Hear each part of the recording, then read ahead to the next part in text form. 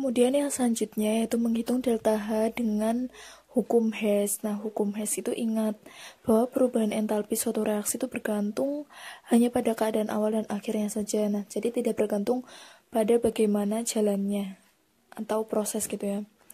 Nah, di sini kan hukum Hess itu dengan cara hukum Hess itu ada 3 ya, dengan cara siklus, diagram, dan satu lagi itu ada persamaan.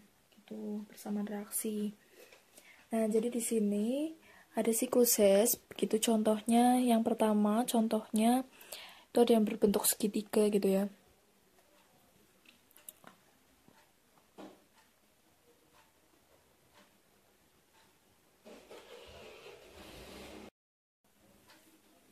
Nah, di sini contohnya yang pertama A ke B gitu ya, ke C. Di sini dinamain delta H1, delta H2, delta H3.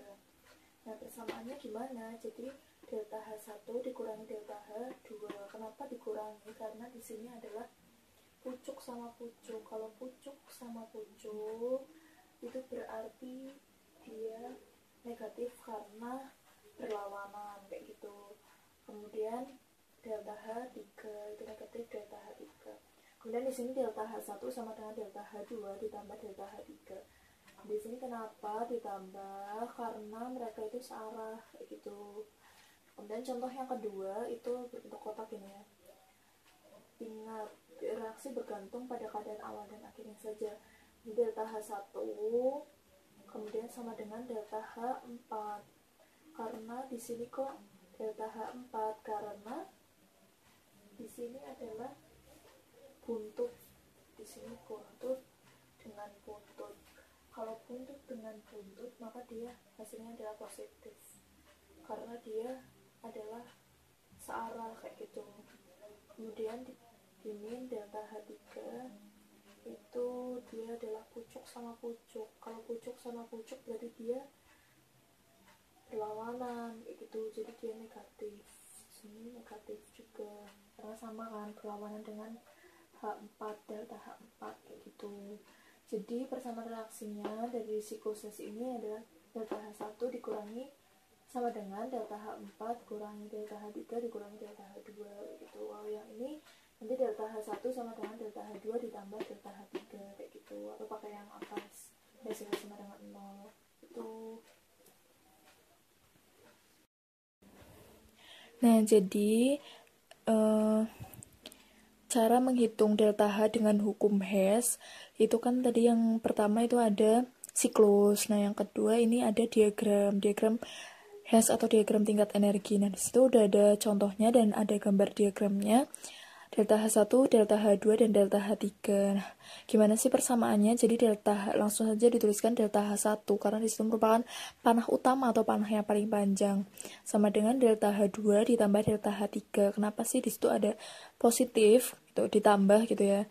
Karena disitu ada keterangan yang searah dengan panah utama atau panah yang paling panjang itu ditambah dan yang berlawanan itu dikurangi kayak gitu rumusnya. Jadi delta H1 karena di situ searah semua dengan panah utama atau panah yang paling panjang itu, maka tandanya itu ditambah gitu ya. Jadi delta H1 sama dengan delta H2 ditambah delta H3.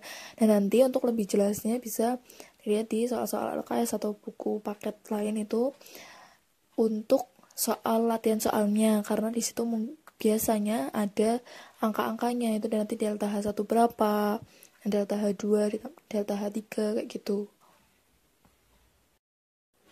Nah, selanjutnya menghitung delta H dengan hukum Hess menggunakan persamaan. Nah, delta H dari beberapa reaksi diketahui reaksi-reaksi sebagai berikut. Ini contohnya ya. Yang pertama, persamaan reaksi yang pertama yaitu A plus B menghasilkan C, delta H-nya itu plus 10 kJ. Terus persamaan yang kedua yaitu 2A plus B.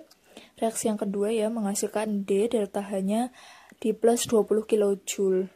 Yang ditanya adalah berapa harga delta H reaksi dari A plus C menghasilkan D. Kemudian jawab. Yang pertama ini reaksi yang ke satu, apa yang diubah? Reaksinya dibalik. Kenapa? Di sini adalah yang diketahui A plus B menghasilkan C-nya di kanan reaksi, sedangkan yang dimaui adalah C-nya di sebelah kiri reaksi, maka reaksinya dibalik. Reaksi 1 dibalik dan reaksi 2-nya tetap karena D benar di sebelah kanan reaksi dan A benar di sebelah kiri reaksi, kayak gitu. Terus langsung saja dibalik yang reaksi yang pertama ya, reaksi yang pertama jadi C kemudian menghasilkan A plus B gitu, dibalik. Dan delta H-nya di sini tandanya juga dibalik, tadinya kan positif, nah di sini jadi negatif, kayak gitu. Kemudian yang reaksi keduanya tetap 2A plus B menghasilkan D, delta H-nya plus 20 kJ dan ditambah ya, jadinya A plus C. Kenapa A? Karena di sini kan 2A bisa dicoret-coret, A-nya jadi tinggal 1, kemudian ditambah C, B-nya bisa dicoret-coret, kemudian ditambah C, menghasilkan D. Delta H-nya menjadi minus 10 ditambah 20 kJ, maka hasilnya adalah 10 kJ, seperti itu. Ini hasil dari harga delta H reaksi dari A plus C menghasilkan D, yaitu 10 kJ.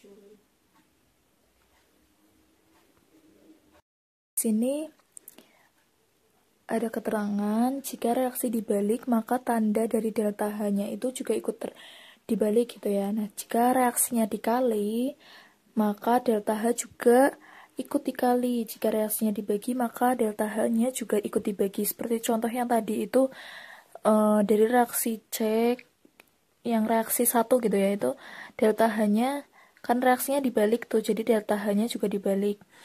Tandanya kayak gitu, positif jadi negatif.